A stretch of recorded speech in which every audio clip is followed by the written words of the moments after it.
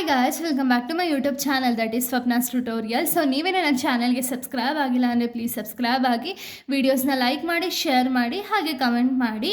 So ಇವತ್ತು ನಾನು ಮಾಡ್ತಿರೋ ಸಬ್ಜೆಕ್ಟ್ ಯಾವುದು ಅಂದರೆ ಫೋರ್ತ್ ಸೆಮ್ BComನ ಸ್ಟಾಕ್ಸ್ ಆ್ಯಂಡ್ ಕಮೋಡಿಟಿ ಮಾರ್ಕೆಟ್ ಅನ್ನೋ ಒಂದು ಸಬ್ಜೆಕ್ಟ್ನ ಎಕ್ಸ್ಪ್ಲೈನ್ ಮಾಡ್ತಿದ್ದೀನಿ.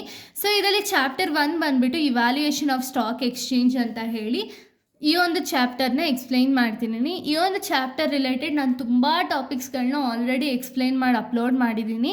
ಸೊ ಯಾರ್ಯಾರೆಲ್ಲ ಆ ವೀಡಿಯೋಸ್ನ ನೋಡಿಲ್ವೋ ಒಂದು ಸತಿ ಆ ವೀಡಿಯೋಸ್ನ ನೋಡ್ಕೊಂಡು ಬಂದು ಈ ಒಂದು ವೀಡಿಯೋನ ನೋಡಿ, ಬಿಕಾಸ್ ನಿಮಗೆ ಕಂಟಿನ್ಯೂಷನ್ ಅನ್ನೋದು ಪ್ರಾಪರಾಗಿ ಸಿಗುತ್ತೆ ಅನ್ನೋ ಒಂದು ರೀಸನಿಂದ. ಸೊ ಇವಾಗ ನಾನು ಆಲ್ರೆಡಿ ನಿಮ್ಗೆ ಆಗಲೇ ಹೇಳ್ದಂಗೆ ತುಂಬ ಟಾಪಿಕ್ಸ್ನ ಎಕ್ಸ್ಪ್ಲೈನ್ ಮಾಡಿದ್ದೀನಿ. ಓಕೆನಾ, ಇದನ್ನೆಲ್ಲ ಕೂಡ ಕಂಪ್ಲೀಟಾಗಿ ನನ್ನ ಪ್ಲೇಲಿಸ್ಟಲ್ಲಿ ಅವೈಲಬಲ್ ಇರುತ್ತೆ, ಅಲ್ಲೊಂದು ಸತಿ ನೋಡ್ಕೊಂಡು ಬನ್ನಿ. ಈ ಒಂದು ವೀಡಿಯೋದಲ್ಲಿ ನಾನು ಮಾರ್ಕೆಟ್ ಇಂಡಿಕೇಟ್ಸ್ ಬಗ್ಗೆ ಹೇಳ್ತಾ ಹೋಗ್ತೀನಿ. ಓಕೆನಾ, ಏನಿದು ಮಾರ್ಕೆಟ್ ಇಂಡಿಕೇಟ್ಸ್ ಅಥವಾ ಇಂಡೆಕ್ಸ್ ಅಂದರೆ ಏನು? ಇದನ್ನು ಯೂಶಲಿ ಮಾರ್ಕೆಟ್ ಇಂಡೆಕ್ಸ್ ಅಂತೀವಿ. ಏನು ಮಾರ್ಕೆಟ್ ಇಂಡೆಕ್ಸ್ ಅಂದರೆ ಏನು ಅಂದರೆ, it is the statistical measure that reflect the over all performance of the stock market by tracking the selected stocks. ಅಂದರೆ ಏನು?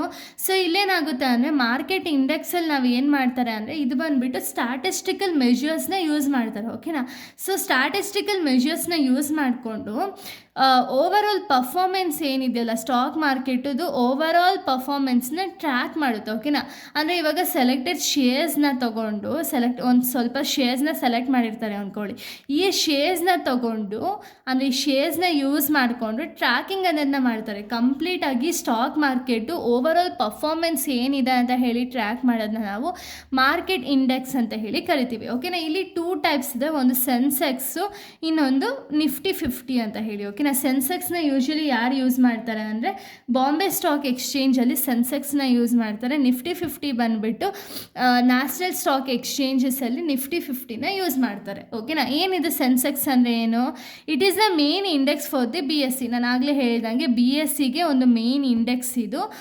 So consist of 30 large and well established companies. ಅಂದರೆ ಏನು? ಇಲ್ಲಿ 30 ಲಾರ್ಜ್ ಕಂಪ್ನೀಸ್ದು ಒಂದು basis ಅನ್ನೋದನ್ನ ತೊಗೊಂಡು ಅದ್ರ ಬೇಸಿಸ್ ಮೇಲೆ ಸ್ಟಾಕ್ ಮಾರ್ಕೆಟದು ಪರ್ಫಾರ್ಮೆನ್ಸ್ ಅನ್ನೋದನ್ನ ಸೆನ್ಸೆಕ್ಸಲ್ಲಿ ಮೆಷರ್ ಮಾಡ್ತಾರೆ. ಓಕೆನಾ, ಸೊ ನೋಡಿ, indicates the performance of the large and well establish companies. ಅಂದರೆ ಏನು?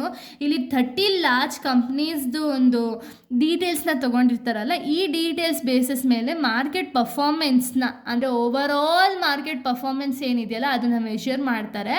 Next indicates the market trend and investor confidence. So ಇದರಿಂದ ಏನಾಗುತ್ತೆ, ಇದರಲ್ಲಿ ನಮಗೆ ಸೆನ್ಸೆಕ್ಸು ನೆಗೆಟಿವ್ ಆಗಿದೆಯಾ ಅಥವಾ ಪಾಸಿಟಿವ್ ಆಗಿದೆಯಾ ಅಂತ ಹೇಳಿ ನಮಗೆ ಗೊತ್ತಾಗುತ್ತೆ. ಓಕೆನಾ, ಇದರಿಂದ ಏನಾಗುತ್ತೆ ಅಂದರೆ ಮಾರ್ಕೆಟ್ ಟ್ರೆಂಡ್ ಆಗಿರ್ಬೋದು ಅಥವಾ ಇನ್ವೆಸ್ಟರ್ಸ್ ಕಾನ್ಫಿಡೆನ್ಸ್ ಆಗಿರ್ಬೋದು ಇನ್ಕ್ರೀಸ್ ಆಗ್ತಾ ಹೋಗುತ್ತೆ. ಓಕೆನಾ, ಸೆನ್ಸೆಕ್ಸಿಂದ.